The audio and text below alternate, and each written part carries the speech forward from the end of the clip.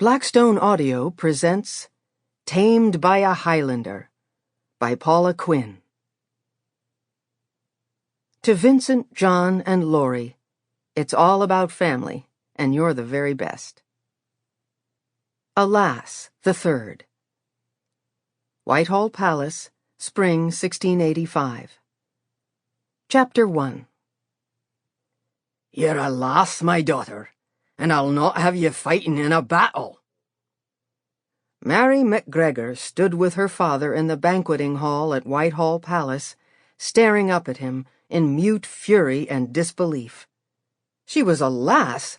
What the hell kind of reason was that to refuse to let her return home in the morning with the rest of her kin? So what if the lass her brother Rob had rescued from the hands of the Dutch Admiral Peter Gillis at St. Christopher's Abbey was King James's daughter, and was now on her way to Camlochlin? If the Princess Royal's enemies did in fact follow them and attack Mary's home, she wanted to be there to help stop them. But there was a bigger reason she didn't want to stay in England. It had little to do with its being hotter than hell on Judgment Day, or that the nobles sitting around her beneath grand murals painted by a Protestant king's favored artist looked down their noses at her Highland dress and barbaric customs. "Father, if this Dutch admiral attacks Camlochlin, I would like to fight." He gave her a horrified look that changed with her next heartbeat to one rife with warning. Never suggest such a thing to me again.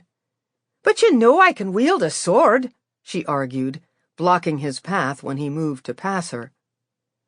Aye, she knew how to wield a blade, and she was not afraid to face one. There were many times when she had, and they were not on her father's practice field.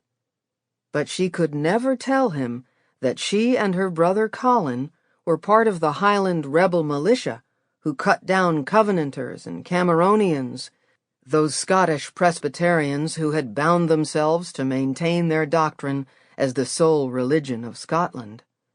Protestants, many of whom sat in Parliament, believing the Highland ways, with a chief ruling over his clan, barbaric. "You refuse me because I am a woman?" "You're damned right," he said, louder than he intended.